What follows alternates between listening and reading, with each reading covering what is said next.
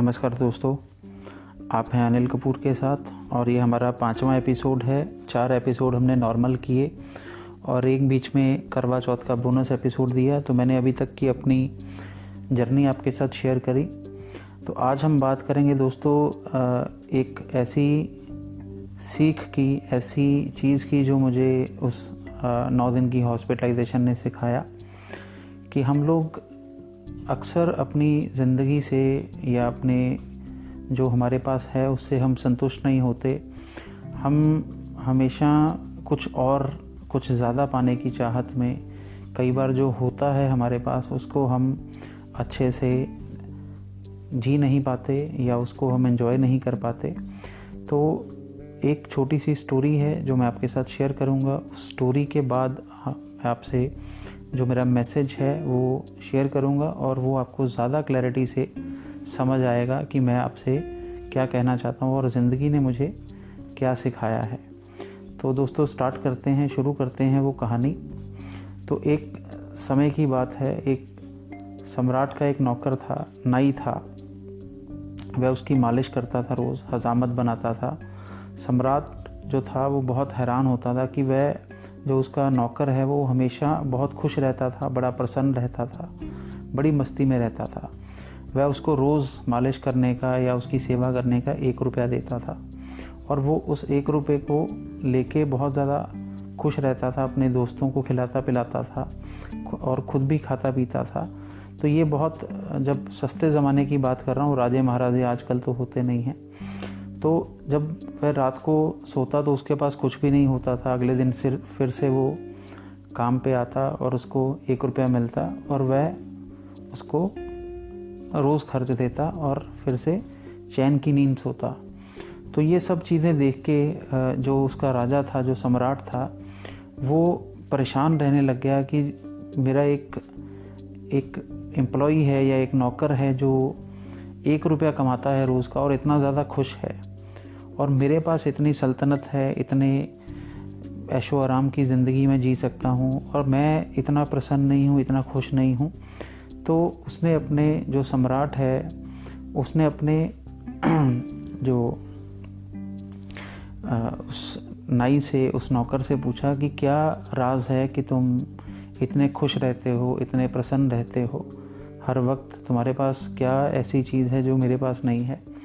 तो वो नौकर ने बोला कि राजा साहब, जैसे आप मुझे प्रसन्न देखकर हैरान हो रहे हो, इसी तरह मैं आपको दुखी देख के हैरान होता हूँ, या आप जब प्रसन्न नहीं होते या परेशान होते हो तो मुझे बड़ा आश्चर्य होता है, हैरान होता हूँ कि आपके पास इतना सब कुछ है, आप राजा हैं, आप दुनिया का हर ऐशो आराम भोग रहे हैं, आपके एक इशारे पे सब चीज़ें होती हैं, पैसे की कमी नहीं है, कपड़े की कमी नहीं है, खाने पीने की कमी नहीं है, परिवार में सब कुछ ठीक है, फिर भी आप क्यों परेशान रहते हैं।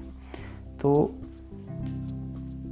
जो राजा था उसने उसको बोला कि ऐसी कोई बात नहीं है, लेकिन मैं परेशान नहीं हूँ या कुछ है, तो तुम मुझे बताओ कि तुम इतने खुश कैसे रहते हो। तो उसने बोला कि मैं खुश रहना तो एक स्वभाव है, स्वाभाविक नेचर है इंसान की, तो इसके अलावा तो क्या किया जा सकता है। तो लेकिन सम्राट को उसके जवाब से संतुष्टि नहीं हुई, तो उसने अपने वज़ीर को बुलाया कि पता करो कि ये जो नाई है, ये हमारा नौकर है, ये इतना खुश क्यों रहता है, और मुझे इससे अब जलन होने लग गई है, ईर्ष्या होने लग गई है कि ये 1 रुपया कमाने वाला इंसान खुश है और मैं इतनी सल्तनत का मालिक खुश नहीं हूँ।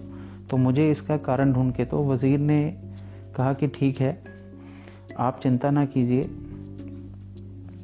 और मैं इस जो नाई है उसकी जो ये खुशी है उसका इलाज कर देता हूँ, या इसका नाई का इलाज कर देता हूँ। तो जो वज़ीर था वो बहुत ज़्यादा तेज़ था, बहुत शातिर था। तो उसने कहा कि मैं इसको ठीक कर दूंगा। तो राजा ने पूछा कि आप ऐसा क्या करोगे। तो वज़ीर ने कहा कि आप चिंता ना करें महाराज, आप 2-4 दिन का समय दीजिए, आपकी ये जो चिंता है कि आपका जो नौकर है वो खुश है, ये दूर हो जाएगी। तो वज़ीर ने क्या किया कि नाई के घर में रात को 1 पैसों की पोटली रख दी। उस पोटली के अंदर 99 सोने के सिक्के थे या नॉर्मल सिक्के थे, जो भी आप मान के चलें। तो 99 सिक्के उसके घर पे रखवा दिए। जब सुबह वो नाई उठा तो उसने देखा कि उसके घर पे एक थैली पड़ी है, एक बोतली पड़ी है, उसमें पैसे हैं। उसने उनको गिनती किया तो उसने देखा कि ये 99 है, 99 है। तो वो बहुत खुश हुआ और नॉर्मल जैसे रोज़ काम पे आता था वैसे काम पे आया।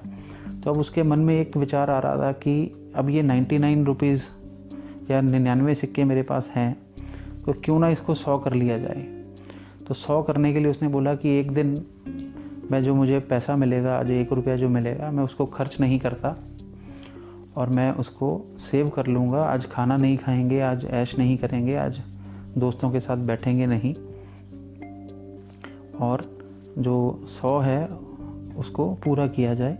तो उस दिन वो जो नाई था वो पूरा दिन भूखा रहा। उसने कुछ भी नहीं खाया, ना वो दोस्तों से मिला, ना उसके चेहरे पे वो प्रसन्नता थी। तो अगले दिन जब उसके 100 पूरे हो गए तो वो घर पे बहुत खुश हुआ, लेकिन फिर भी उसके मन में एक ख्याल आया कि अब ये 100 हो गए हैं, अब इसको 200 कैसे किया जाए। तो धीरे धीरे उसने एक दिन छोड़ के खाना शुरू किया और उसका जो खुश रहने वाला सिस्टम था, वो जो अपने दोस्तों के साथ घूमता फिरता था, खाता पीता था, उठता बैठता था, खुश रहता था, वो सब बंद हो गया। तो राजा ने उसको पूछा, राजा ने ये चीज़ नोटिस कर ली कि 2-3 दिन में, 4 दिन में, 5 दिन में उसकी जो हंसी थी वो गायब हो गई। तो राजा ने उसको पूछा नाई को कि क्या हो गया, तेरे घर परिवार पे सब ठीक है, तेरी सेहत ठीक है, तू अब पहले जैसा खुश नहीं रहता। तो उसने बोला कि नहीं महाराज, कुछ नहीं है, सब कुछ ठीक हो जाएगा, कुछ दिनों की बात है। तो राजा ने कहा नहीं, सब ठीक हो जाएगा, ऐसे नहीं है, मुझे बताओ कि क्या हुआ है। तो तुम उदास क्यों हो, तुम्हारी आंखों में रौनक नहीं है, क्या तुम रात को ठीक से सोते नहीं हो। तो उसने पूछा कि मैं क्या बताऊं, मैं रात भर सो नहीं पाया, लेकिन सब कुछ ठीक हो जाएगा। और राजा ने ये बात उसकी मान ली और उसको हफ्ता 10 दिन कुछ ज़्यादा नहीं पूछा, लेकिन 10-15 दिन में, 20 दिन में उसका जो शरीर था नाई का, वो बिल्कुल ढीला ढाला होना स्टार्ट हो गया। वो ऐसा लग रहा था जैसे बीमार है। तो उसकी जो चेहरे पे खुशी होती थी वो सब ख़त्म हो चुकी थी। अब वो राजा से ज़्यादा परेशान दिखता था। तो सम्राट ने कहा कि तू बता नाई कि क्या हुआ है तुझे, सच सच बता, या मेरे वज़ीर ने कुछ तुझे कहा है। तो जैसे ही ये चीज़ वज़ीर का नाम राजा ने लिया तो नाई एकदम से चौंका और उसने बोला कि क्या मतलब साहब, राजा जी की वज़ीर, आपका वज़ीर ने क्या कहा, या क्या वो मेरे को कह सकता था, आपने उसको कुछ कहा था। तो राजा ने उसको बताया कि मैंने उससे ये बात शेयर की थी, उसको बताया था कि ऐसे तो प्रसन्न रहता है, खुश रहता है, तो मुझे इससे ईर्ष्या होने लगी है। तो फिर वो नाई ने बोला कि अब मुझे समझ में आया कि वो जो 99 के चक्कर में आपके वज़ीर ने मुझे डाला है, उसने मेरे घर पे 99 सिक्के फेंकवाए और उसको 100 करने के चक्कर में मैंने एक दिन का खाना छोड़ा, फिर 100 से 200 बनाने के चक्कर में अगले दिन के खाने छोड़े। तो इस 99 के चक्कर में मेरी सारी खुशी ख़त्म हो गई और मेरी जो प्रसन्नता थी, जो मेरी सुकून था, वो ख़त्म हो गया। तो दोस्तों, जैसे इस कहानी से आपको समझ आ ही गया होगा कि मैं किस चीज़ की बात करने जा रहा हूँ या मुझे ज़िंदगी ने क्या सिखाया। तो हमारे पास जो है, जो हमारे घर पे अवेलेबल है, जो हमारे फैमिली में अवेलेबल है, जो हमारे पास पैसा है, गाड़ी है, बच्चे हैं, सेहत है, माँ बाप हैं, भाई बहन, रिश्तेदार, इन सब के साथ हमें अच्छा व्यवहार करना चाहिए। जो है उसमें खुश रहना चाहिए, जो नहीं है उसको पाने की चाह में अपना प्रेजेंट ख़राब नहीं करना चाहिए। जैसे कि वो हम ज़्यादा, जैसे सम्राट दूसरों की खुशी देख के, वो किसी को खुश देख के दुखी हो रहा था, तो हम बहुत सारे लोग ऐसे हैं जो दूसरों के सुख से ज़्यादा दुखी होते हैं, वो अपने दुख से उतने दुखी नहीं होते।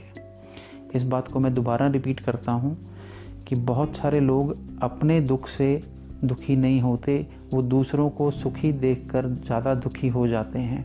तो हमें वो चीज़ नहीं करनी है। जो हमारे पास है, जो परमात्मा ने दिया है, जो भगवान ने दिया है, जो गॉड ने दिया है, जो अल्लाह ने दिया है, उसमें राज़ी रहना हमारा कर्म बनता है, हमारा काम बनता है कि हम वो करें।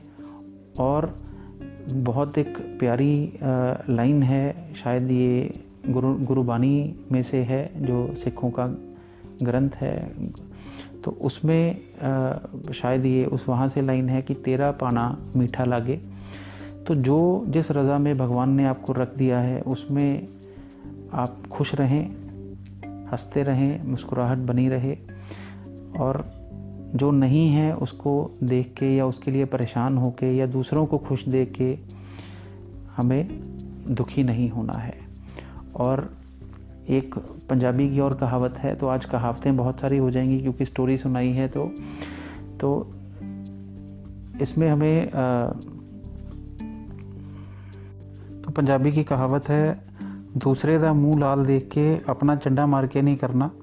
तो इसको अगर हिंदी में देखूं कि अगर दूसरे का मुंह लाल है तो अपने चेहरे पे हम थप्पड़ मार के अपना मुंह लाल नहीं करेंगे।